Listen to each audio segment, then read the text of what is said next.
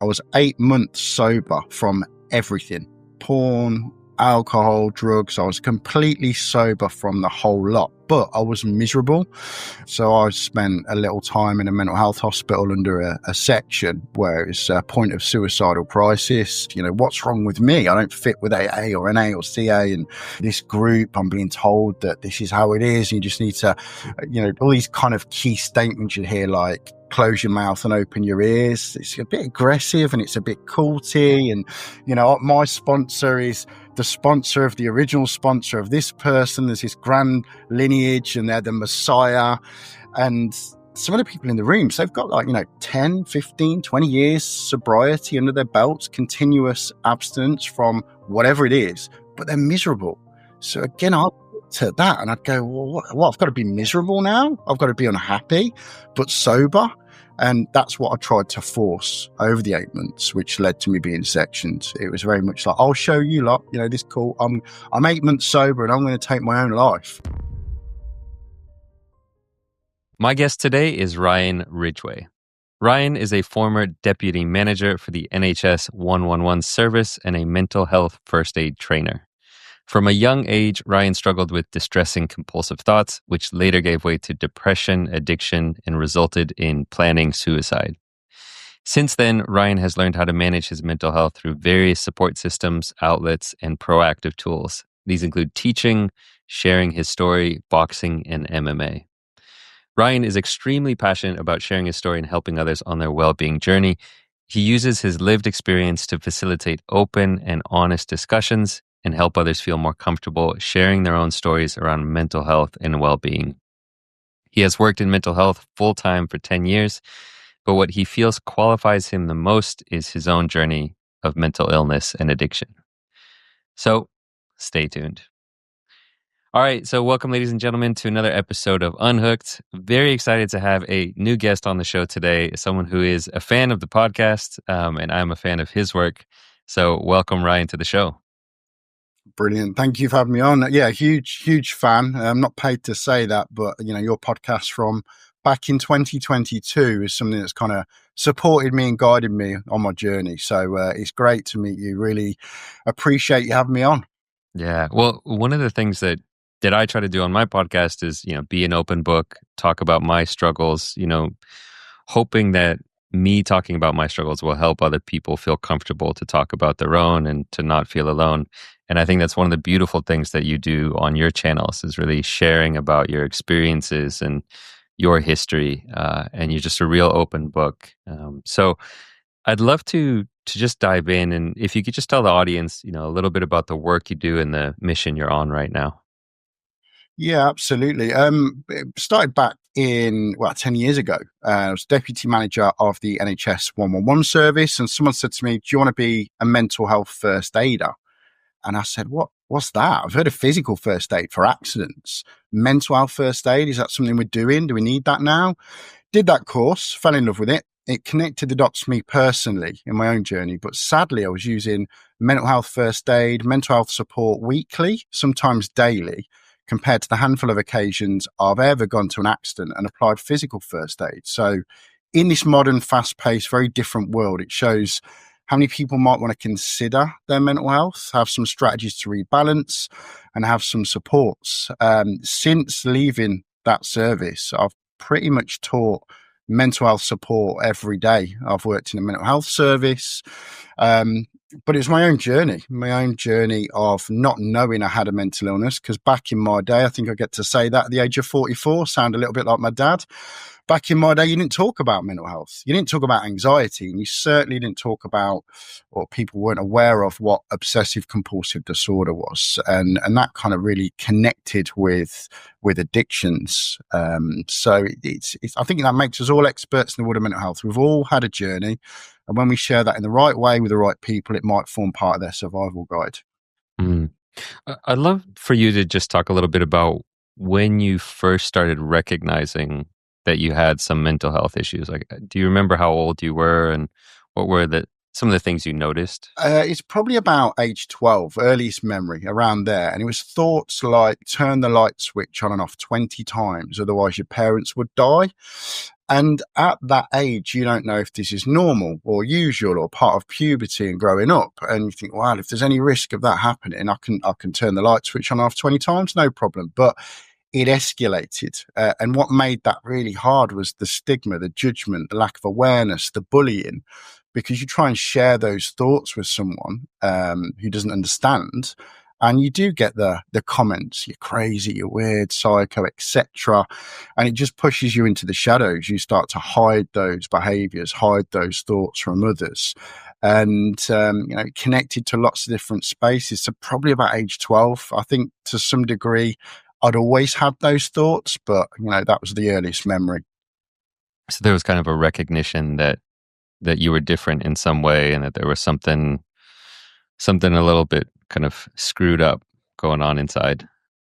Yeah, one day, the thoughts were like, do sit-ups, do 20 sit-ups. And I got to 20 sit-ups and it was like, no, do more. There's always some horrific outcome if I didn't carry out that compulsion. I did sit-ups all day that day. I tore all the muscles in my stomach. I had to have 3 weeks off school, in a fetal position in bed. Wow.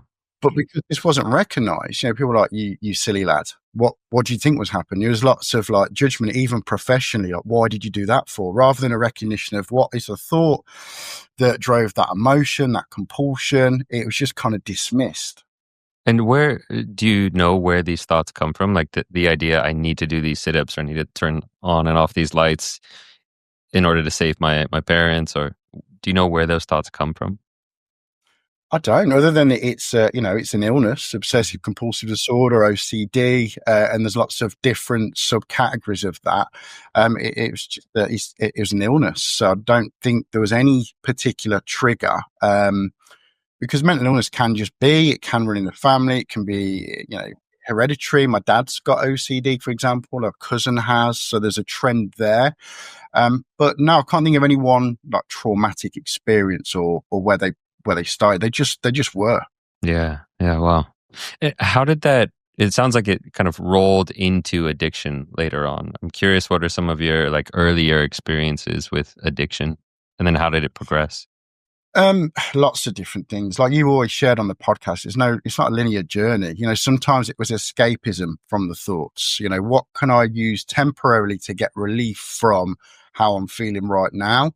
There's no one kind of trend, but the addiction has moved around different spaces. One thing that's always been consistent, though, the core addiction was around pornography, which is why I found great relief on your podcast, because you and your guests were talking about things that people weren't willing to talk about. They weren't recognizing. It wasn't a thing. It was almost like society would celebrate this stuff, especially amongst men. It's like normal and usual. And I was like, but that's the core consistency that's run throughout all of my addictions is porn use.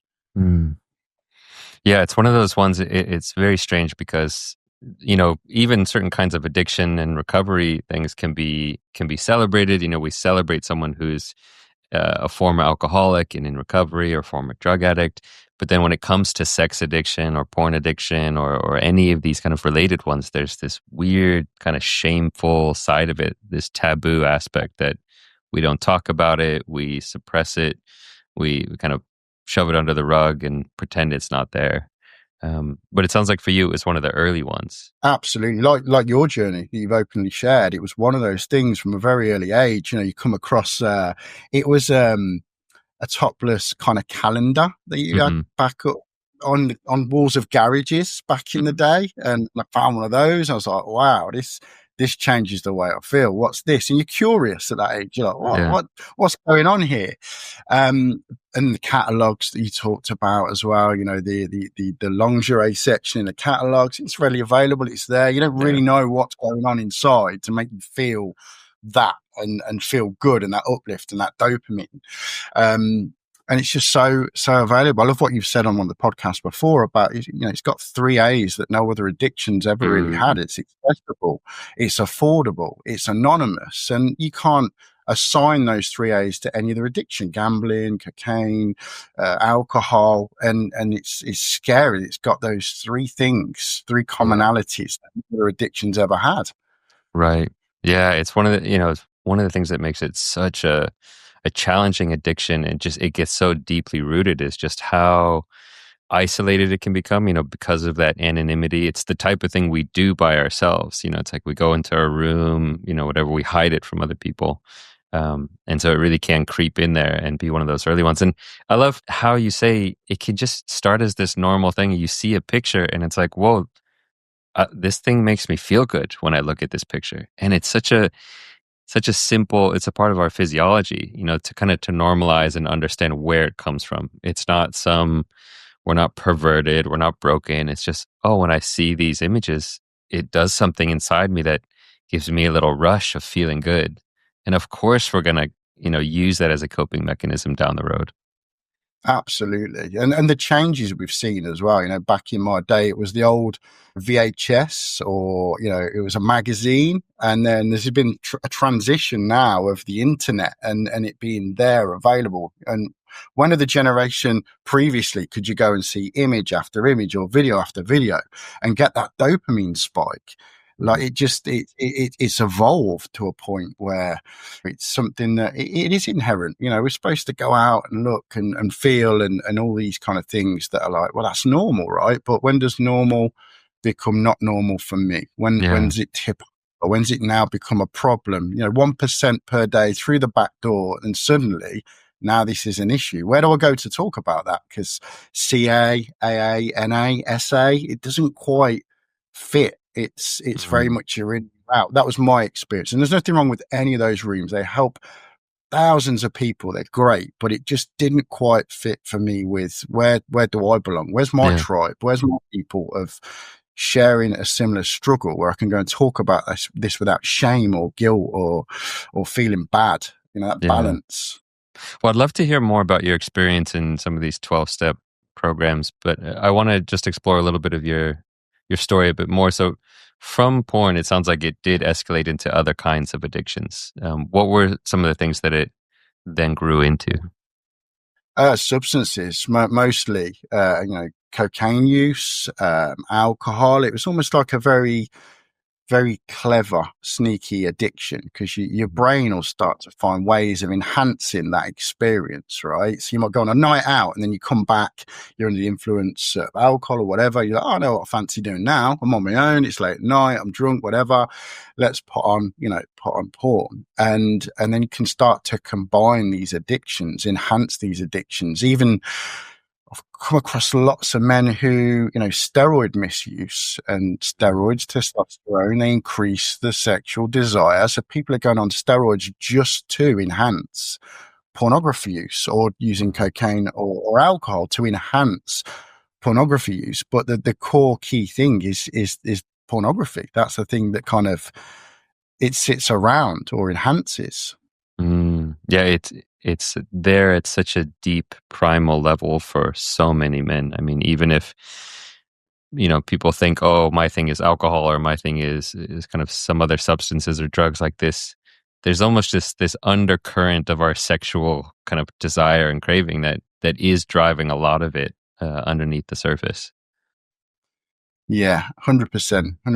Like I said, more and more men, not limited to, of course, but over the 10 years, more and more men are approaching me and saying, oh, I think I've got a bit of an issue, a concern around this thing. And it's not quite that, or it's not quite that, but it's pornography. It's sex. And it's not even actually sex. They say, look, I've not got any extreme behaviors causing me concern in that space. It's not like I'm seeking out prostitution or, I don't want to be a cheat. I've got a partner. That's not me. That's not the kind of man I want to be. But actually, I'm going into this space because it's so easy. It's risk-free in terms of, I'm not cheating on anyone. But it's a problem because I'm cancelling plans with friends. I'm lying. I'm creeping around. I'm procrastinating. I'm just doing all these little things that don't sit well with me, of the kind of man that I want to be. So it's a very sneaky addiction, I think. It's a very clever addiction. Oh, you against you. How would you beat yourself? It's within me and I'm trying to beat me. And it just gets very, very confusing. I think that sneaky aspect is one of the reasons it's such a hard one to address, is because it is so subtle. It's so subtle and so hard to really detect what it is that's causing these issues. With some other kind of drug addiction, it might be very serious consequences that oh, this is because of the heroin. But with porn, it's like these subtle consequences that build up over time. They affect the way that your mind works, your relationships. So it really is, more challenging because of that, because it's not so obvious. Absolutely. And, if that's the way I get my excitement, my dopamine, that's my fix, and I'm doing that over a prolonged period of time, then the everyday enjoyment in life can become flat and boring and numb. And, going for a coffee with a friend or a walk, it's not quite cutting it anymore because I've had this this excitement, this dopamine, this quick fix. And there's a great book where it talks about the trance state of addiction. And it's almost like from the point when you decide on this day at this time, I've got a bit of privacy, I can go and watch porn. That's it then. It's hijacked your kind of day or your week or your month. All those other little things in life now, meh, boring, nothingness. I'm just focused on that one point when I get to do that thing that my brain's telling me is the maximum high. So it's not just in the moment of doing it. It's the build up, the decision of, I'm going to do this then. So I can't wait to get to that point. Yeah, that trance state, one of the ways that I've described it is just that tunnel vision where, we get so constricted and all we see or think about is acting out. And just as you say, it's like you lose the ability to enjoy anything else that's going well in your life because all you're focused on is getting that hit, later on in your bedroom.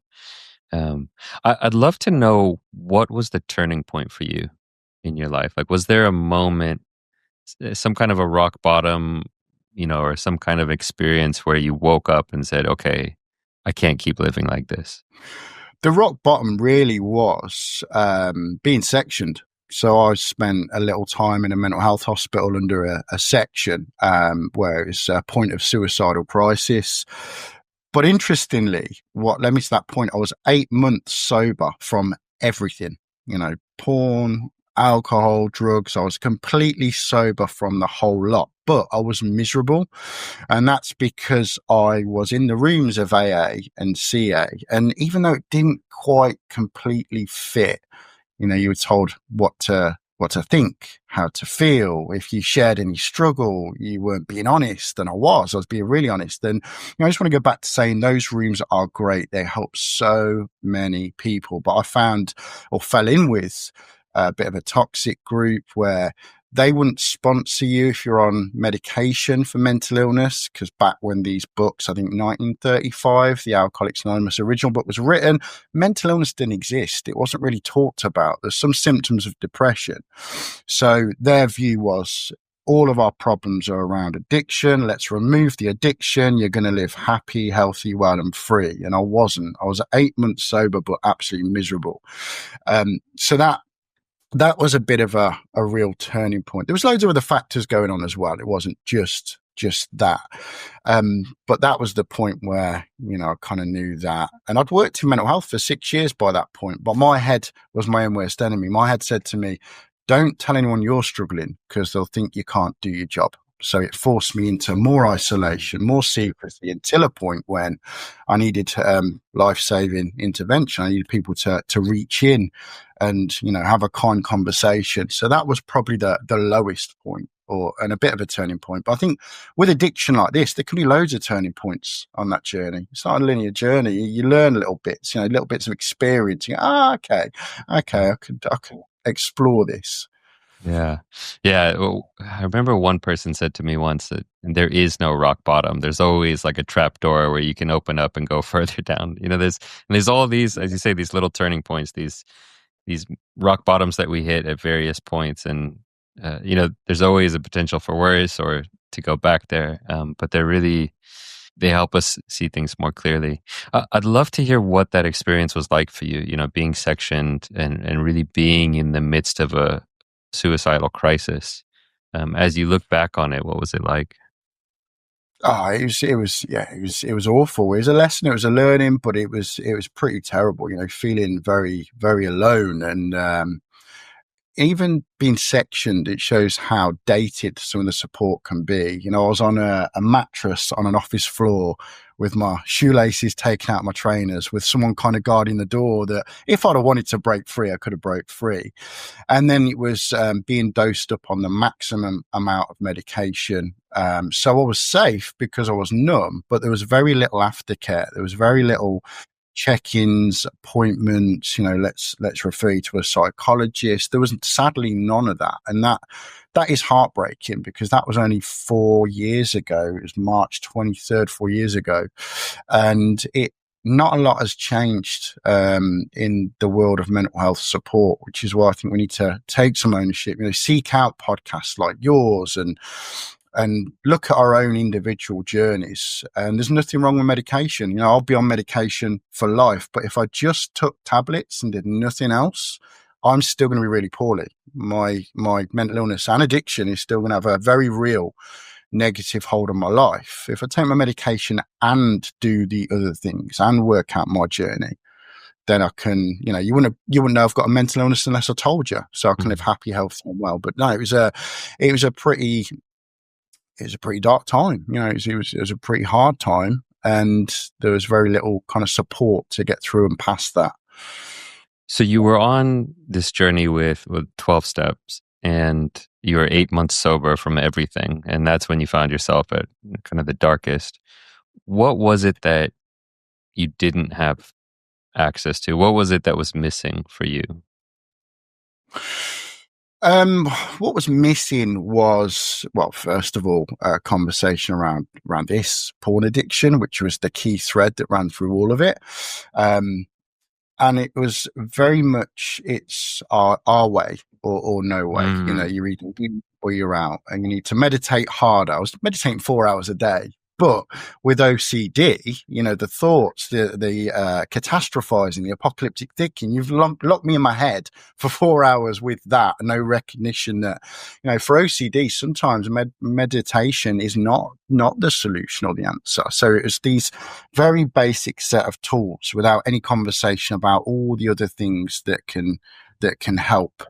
And it was a lot of judgment. And this is, you know, one unique group. There's so many great spaces out there with AA, CA, NA, SA. But there's very little conversation for anything else. And, you know, you're either in or you're out. It either fit or it didn't. You weren't getting honest, or you need to go and make an amends or apology to someone, even though that didn't feel right and it wasn't a great experience. It was just very basic. They called it a clear-cut direction. They went very much back to the basics of AA. This is how the original people did it. This is how we're going to do it. And there is nothing outside of that. And you told things like, look for the similarities, not the differences. You know, if you say, well, this doesn't quite feel right for me. You know, where's the talk about porn addiction and stuff? Look for the similarities, not the differences. You could take me to a Morris dancing or line dancing convention and tell me to look for the similarities, and I'd find some. It still doesn't mean I've got anything relatable to line dancing or Morris dancing. You know, just very, very one view, linear. This is how we do it. Do not question it. Do not go outside of it. So it's a lack of all the other tools. What was needed was an open, kind conversation to explore my journey as a unique journey, and suggestions, signposted. Yeah, it can definitely. So I've never really. I've attended a handful of sessions in 12-step, but it never really spoke to me. Mostly because of the higher power thing. You know, I've been kind of a non-believer since I was born, and it's very hard for me to drop into anything that feels kind of religious, and it can feel a bit culty, you know, for me. Kind of how strict it is, and how, as you say, this is our way, and these are the rules, and these are the steps, and and I think, you know, as you say, it can work for some people, and for some people it's life-saving, right? But I think also to normalize for anyone out there listening that if you've tried it and it doesn't resonate with you, it doesn't feel like your tribe, that's okay. You know, you don't have to. It's not something's wrong with you. It's just might not be your tribe, and there are other pathways to recovery out there that might work better for you. Absolutely. Absolutely. There's other pathways, there's other tribes, there's other people. Because when you come out of that, if it doesn't quite fit, you can lose hope. And if anyone loses hope, that can be a really dangerous space. You know, what's wrong with me? I don't fit with AA or NA or CA. And, you know, this group, I'm being told that this is how it is. You just need to, you know, all these kind of key statements you hear, like, close your mouth and open your ears. It's a bit aggressive and it's a bit culty. And, you know, my sponsor is the sponsor of the original sponsor of this person. There's this grand lineage and they're the Messiah. And some of the people in the rooms, they've got like, you know, 10, 15, 20 years sobriety under their belts, continuous abstinence from whatever it is, but they're miserable. Mm-hmm. So again, I looked at that and I'd go, well, what? I've got to be miserable now? I've got to be unhappy, but sober?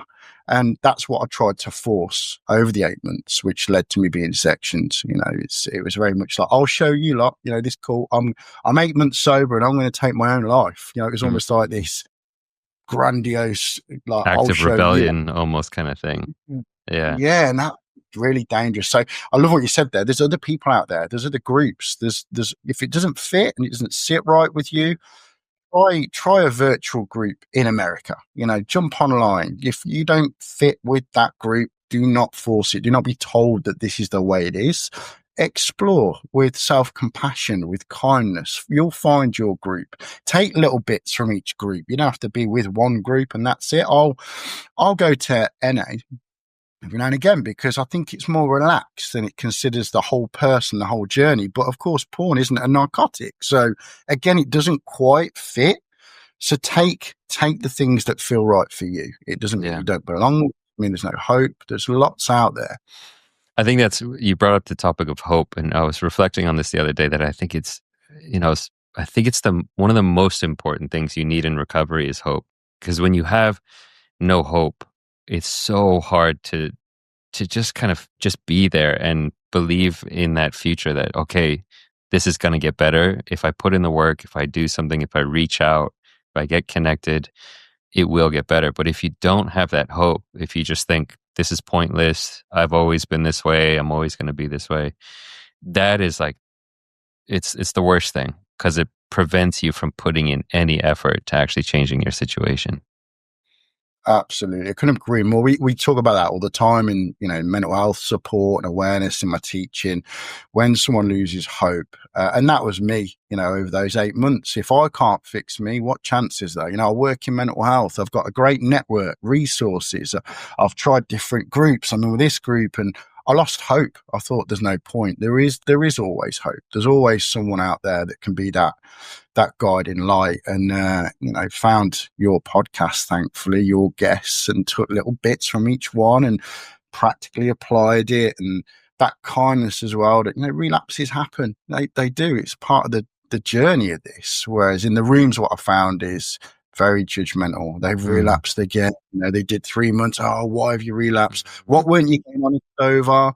You know, why you weren't doing it hard enough? What are you missing? It felt very judgmental. Whereas actually, before we should ask someone, I think, how long have you been sober? I want to ask them, are you happy?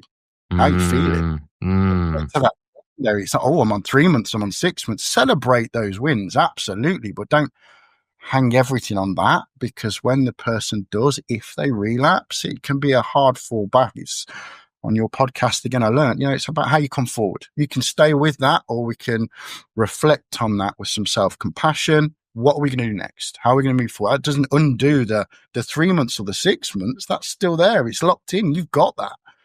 But what we do next, that's the key. Yeah.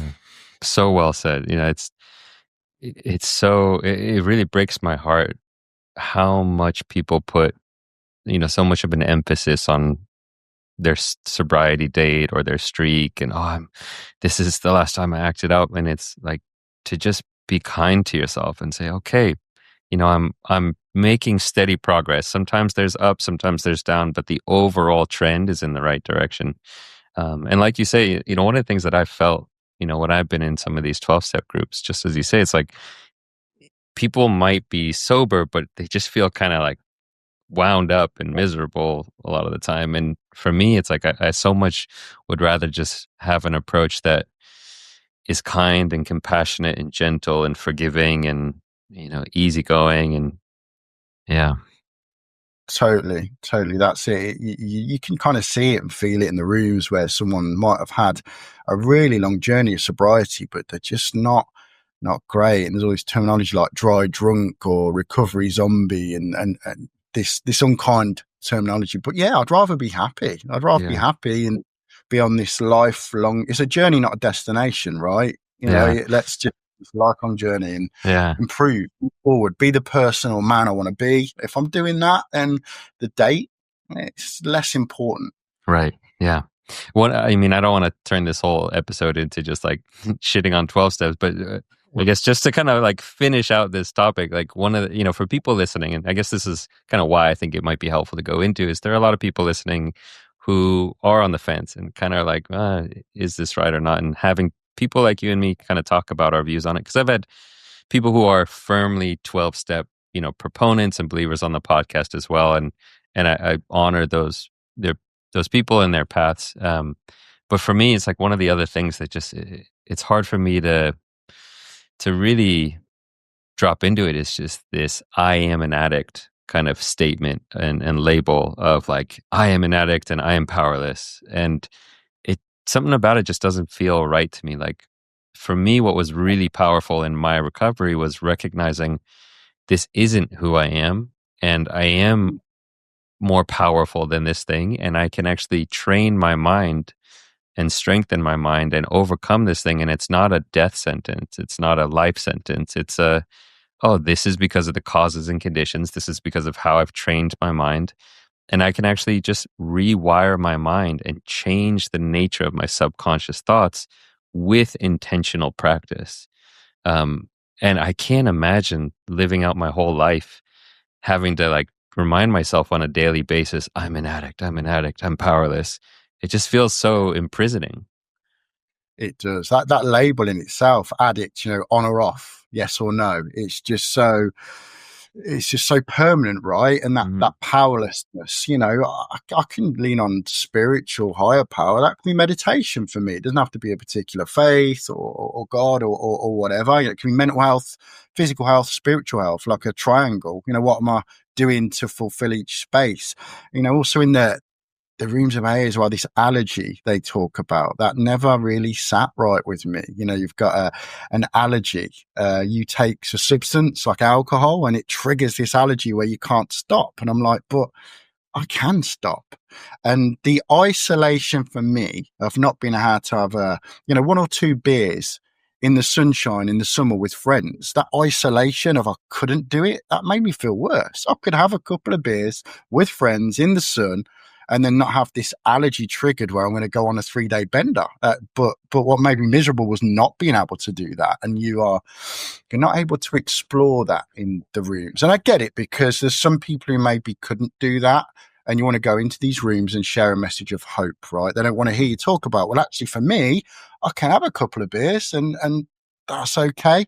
So I understand why these conversations can't happen, because they could be dangerous for some people. But for me, that very straightforward addict. You're an addict and you're powerless and you've got this allergy. I'm like, okay, if that's what you're telling me, I'll go with it. And that's what led to me being sectioned. I started to try to believe what didn't fit.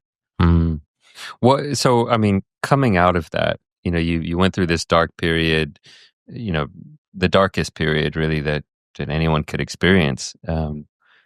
It sounds like you did end up finding an approach to your recovery that feels much better. And I'm curious, what is it that you practice now? What was actually helpful for you coming out of that to say, this is how I'm going to approach my recovery? So there's a relief coming out of that, trying to force what didn't fit. And there's lots of things that helped, which again, is the podcast. It's no one fix, right? It's no one thing. So I'll see a counselor and a therapist every 2 to 3 weeks. He managed a recovery service around drugs and alcohol for 20 years. He's got his own journey and he's a bit more relaxed still. So, relapses happen. Let's see what we can learn from this, rather than the condemnation and judgment of you've relapsed, you've gone back to day one. So I've saw him for like 18 months and he's great. And I'm open to talk about porn addiction in that room, recognizing addiction, whether it's sugar, whether it's work, whether it's porn, whether it's a substance. So it was amazing to be able to work with him. And then building the life that I want to build, being the man that I want to be. What's that look like? Rather than focusing on trying not to be an addict, let me try and focus on, well, what do I want my life to look like? Who do I want to be? What are my values? What are my morals? How can I work towards that? Physical movement is a big one for me, but the two sides to the coin. You go and do a heavy weight session, you go and do, your high rocks or your high intensity training or whatever it might be. And I recognize a trend. After I've trained heavy and hard, my testosterone goes up. So the risk of relapse, if you want to call it that, and I don't like calling it that, the risk is higher, right? I've now got heightened testosterone. I've got a higher sex drive. So I've recognized in myself the patterns, the risky times and areas, and what tools have I got in place to try to recognize and avoid that, not wrestle and fight with it. But, here we go. Like the thoughts that come up, rather than wrestling with them, like, oh, there it is. There's that thought, there's that like intention, that drive to go and pursue this thing that makes me feel good. I know what you're doing. I can see you. You're there. I'm just going to let it pass like a cloud in the sky. I love that. It's one of the things that it really spoke to me and resonated with me in kind of Buddhist philosophy was, instead of this, something is a sin or not a sin, like reframing it as, hey, is this action skillful? Is it wise, or is it unskillful? And it's not like, oh, you're a sinner, you're a bad person if you've done this thing. It's like, hey, this was an unskillful action. And as you say, just like recognizing the patterns and saying, oh, okay, I'm starting to notice when I behave in this way, these are some of the consequences. These are some of the patterns. And is that skillful? Okay, if I have a heavy lifting session, yeah, I feel kind of more pumped up and energized. My testosterone is up. And okay, what are the consequences? So therefore, is that skillful? How do I want to behave? But it's always comes back to a choice and looking more holistically at these things of, yeah, there's pros and cons here. Like going to the gym makes me feel good about myself and, keeps me away from maybe some other things. But there's a tipping point there. There's some nuance into understanding, can I get addicted to exercise as well? So I really love that approach. It's about the recognition of your patterns. Yeah, that's it. The balance between the two, the recognition of patterns and just looking at the whole holistic piece to it. Because I've been addicted to the gym before, and that was mostly assigned to the fact that I got bullied at school. So I was like, right, no one's ever going to bully me again. I'm going to start boxing. And then I was looking up to, these doormen and these bodybuilders. Well, how'd you get that big? Okay, steroid misuse. That was an addiction.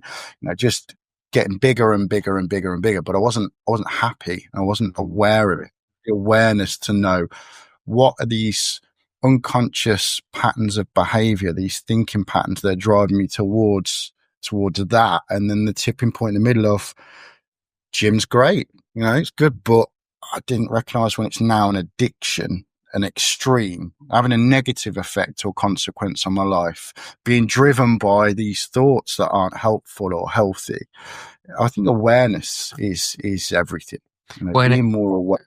Yeah, and what I'm hearing from you, it sounds like there was a big shift, which I, sounds very familiar. Like my own story is quite the same, but a shift from, instead of, okay, what are these things that are either good or bad, or what's going to give me a hit and, like pleasure, but shifting that to what's going to make me happy.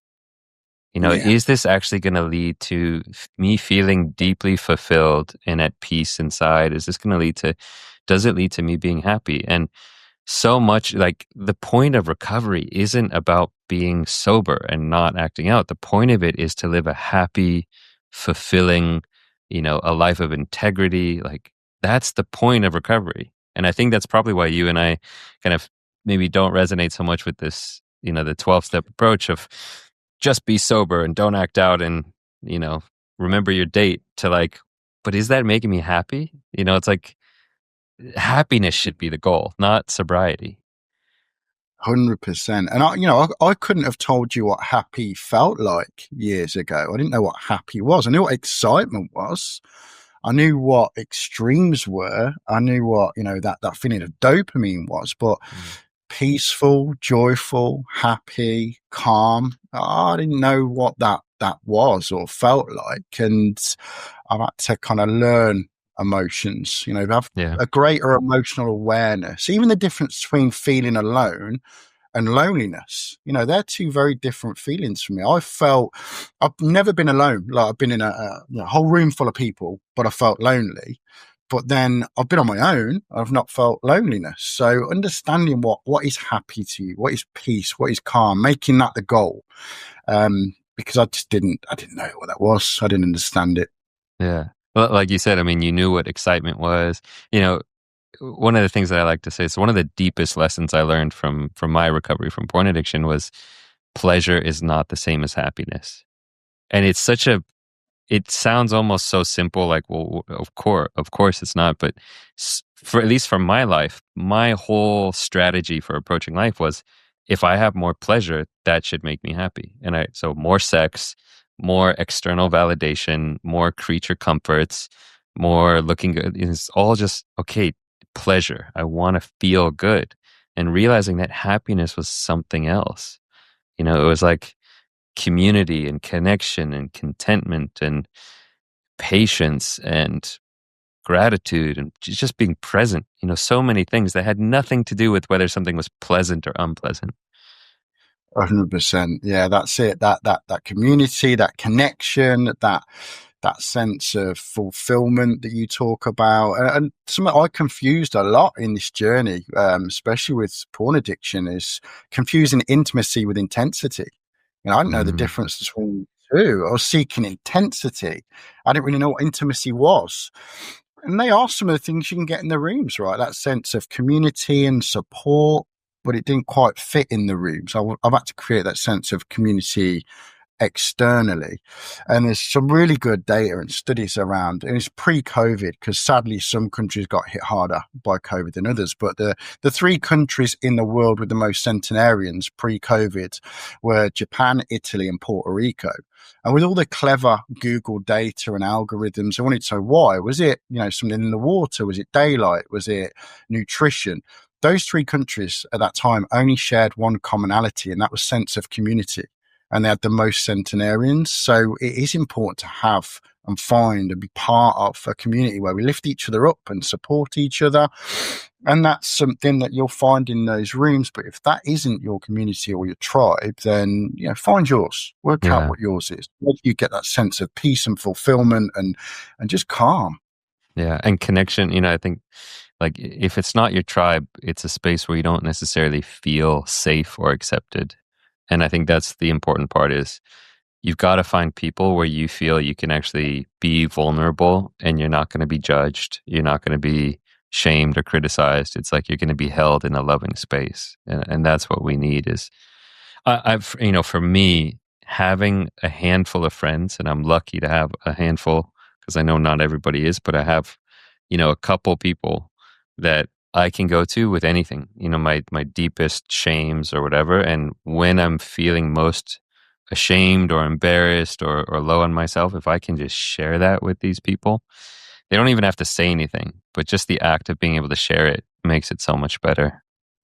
Yeah, 100%. With the right person, the right people, unraveling thoughts, feelings, emotions, letting words hit the air and take away some of their negative power. And like you said, they don't even have to really say a lot. One of my best friends, one of my go-tos that I could share anything with, I'll be talking away and letting it all out. And then they'll just look at me and they'll just kind of nod. I feel like I've finished talking, but that little nod, I'll carry on talking and more comes out. So they almost say the least, they get the most.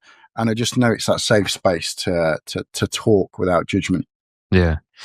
I know one of the things that you're really passionate about is helping men open up about their struggles. And I'm curious, why do you think it's so hard for so many men to open up about their struggles? this old-fashioned view of what it is to be a man. So when we look at the data and the numbers around why it is that worldwide, if someone identifies as a man, they're more likely to die by suicide.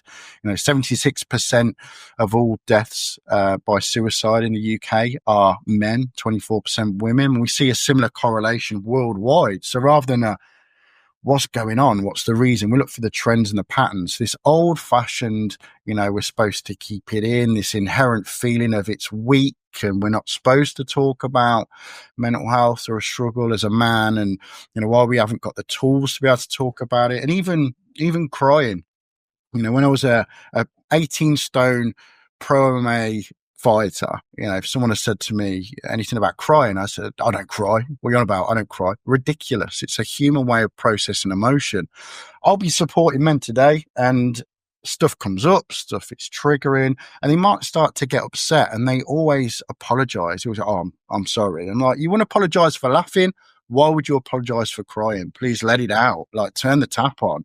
We've got to break this old fashioned view of what it is or was to be a man. And I don't think it's better or worse, harder or easier than back in the day. It's just different. We're in a different world. We're in different times. So the tool needed sometimes is sitting with a friend, with another man, with someone you trust and crying, letting it out. It can still feel quite uncomfortable to do. Yeah. I love that. Like, you wouldn't apologize for laughing. Why are you apologizing for crying? Whenever I see a man cry, like sometimes I'll watch. I'm a big fan of MMA also, so I watch a lot of like UFC and One Championship. Here in Asia, we have a lot more One Championship, and sometimes they're doing like an octagon interview or an interview in the ring, and you'll see, the guy start crying. And for me, I always want to pull out my phone and take a picture and like post it on my Instagram, because I just think it's such a beautiful thing that we can see men crying and just owning it. And I wish more men got that message that it's okay. Yeah, 100%. And, if it is this inherent feeling that it's weak and it's not a manly thing to do, when you see someone who's in MMA, who is this supposedly stereotypical tough guy crying, I think that can pave the way and break some of that. It doesn't matter if someone does boxing or belly dancing or poetry, fine arts or football, like we know that. But then seeing, like you said, someone in MMA crying, and there's been a few mental health related stories, like Paddy Pimblett went on and talked about losing his friend to suicide and cried. Then that can hopefully give other people, other men, not they should need it, the permission to cry. It's okay. If they think it's not tough and there's supposedly tough guys crying, so maybe it is okay to do. But it's going to take a while to wind that back so that everyone knows it doesn't matter what you do, it's okay. It's being human to cry and let it out. If someone's listening to this right now and they're struggling with their mental health and they don't know where to turn, what's like the first step you'd recommend? I would, because you've got international listeners, right? We share resources that are international. I'd find a charity, an organization, a not-for-profit in that space that you think you're in, because you'll find anonymous groups on Zoom that are worldwide that will share a space for depression or anxiety or panic attacks or loss, grief and bereavement. So I think finding that group of people where you're not going to be judged, you can talk about what you're going through. And they're really powerful groups, this peer-to-peer support community. It depends where they're at, because it's always a good idea to check in with your GP, right? Medical professionals always want to be a part of your journey because it depends where someone's at. But there's more to it than just, the medical route. You could join a community of a similar struggle. And that's what helped me. I want to talk about OCD mostly with the people who have got OCD, because I know they're not going to judge me. I know they've got this, they kind of get it. You can't teach someone what it's like to have OCD. You can, but if someone's got OCD, they know how it feels, they know the nature of the thoughts, even though the journeys might be different. So I'd say if someone's struggling with their mental health, go see the GP, check in with your medical professional. Absolutely always a good idea, but also find out which group speaks to you, because these charities will be started from a place of passion, not profit, and they'll share resources. A bit like, again, the podcast, you go on, you hear things, you connect, you go, oh, that sounds good, that speaks to me, let me take that part of my journey. And then you'll find something else, you go, right, that bit fits. So that would be my advice. Charities, and I never want to advise. Remove the word advice. Signpost, suggest, share. Find a group that works for you. Check in with your medical professional. Don't rely on any one thing. Just keep adding to your journey of recovery. Well said. Yeah, I love that idea of, podcasts. It's one of the reasons podcasts are just so beneficial is hearing other people talk about something you've struggled with takes away so much of that feeling alone, feeling isolated. It's like, as you say with OCD, if you hear other people talking about their struggles, you just have that weight lifted off your shoulders. Um, Yeah. I'd love to know, I guess, just final kind of question is there something that you wish you could tell your younger self? Like, looking back on your journey, what do you wish you could tell your younger self? Oh, that's a great question, and it's a big question. If I could go back and talk to my younger self, I would probably, I'd want to give him a hug, first of all. I want to put my arm around him and say, look, I'm here for you. It's okay.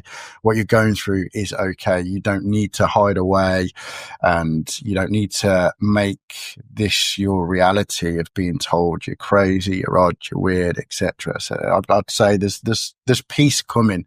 It's a difficult transition at the minute because no one talks about this stuff, but you're going to be okay. And also I'd want to say, you don't need to go down this route of being the stereotypical tough guy, because sadly my head said to me, the only person that's going to fix you is you. Who's the stereotypical tough guy? Because I feel weak, let me go and mirror that. Let me go and work on the door. Let me take steroids. Let me get covered in tattoos. Let me just create this false self, because I was repelling the world. I didn't want anyone ever to harm me or bully me again, but I wasn't happy. So I'd want to have a real good sit down conversation with my younger self, and be lots to it. But first and foremost, just give him a hug and say, look, it's okay. Have a cry. It's fine. You feel this way. I got you. We all need that message, I think. I mean, that's the message we need to be telling ourselves in our head every day. Like, to give ourselves that hug and say, hey, I've got you. I'm here for you. Yeah. Yeah, definitely. And again, it's not something we're aware of, that self-compassion, not something that comes easily. We're good at putting ourselves last and just running on that sympathetic nervous system, that adrenaline. And actually, let's just stop and give ourselves some credit. We're doing well. Let's give ourselves some space, peace, and a hug. Yeah. And, just to normalize for the guys listening to this right now, to honor and acknowledge that is so much easier said than done when you're feeling low about yourself. When you're in the midst of beating yourself up and thinking, I'm a horrible person, it's hard to give yourself that compassion. So, I think just whatever way you can find to connect with that. Well, one of the things that was helpful for me is just envisioning myself as a little boy, like envisioning the 10-year-old version of myself and saying, hey, I care about that version of myself. Even if feel like I'm a piece of shit now and just want to, criticize myself and judge myself, I can at least relate to my younger self and say, hey, I care about you. And I know that you went through some tough times. Yeah, absolutely. Or talk to yourself, try to talk to yourself as you talk to a friend. If a friend approaches you with a struggle and there's people you care about, you're not going to judge and condemn. And our own internal dialogue, that little voice in our heads, can be quite cruel. So, switch it up. What would you say to a friend right now? Would you be saying these unkind, cruel things that you're saying to yourself? No, of course we wouldn't. Well, why does it only apply to people we care about? We've got to care about ourselves as well. Yeah. Well, man, I really appreciate the work that you're doing in the world and the example that you're setting for people out there. Where can people get in touch with you and find out more about your work? Mostly Instagram. So it's voice_4_mental health. And then I've got a website, which is ridgewaymentalhealth.com. But mostly it's Instagram. It's just meeting people along the way. Thankfully, I'm feeling really grateful to I've had a business for 10 years teaching mental health support just through reputation of meeting great like-minded people. So yeah, if anyone wants to connect on any space, you just pop my name in and you'll find me come up. Amazing, man. Well, once again, I appreciate you coming on the podcast today, and we'll definitely link all that stuff in the show notes. But thank you again for coming on. Thank you for inviting me on, and keep up your great work. And I honestly mean this. I don't know where I'd be if I hadn't found your podcast. Back in 2022, there was that utopia moment of, wow, this makes sense. I found my group and people are talking about this. So thank you for doing what you do. Really appreciate it. Yeah, my pleasure, man. All right, folks, that's it for today. We'll catch you guys on the next episode of Unhooked.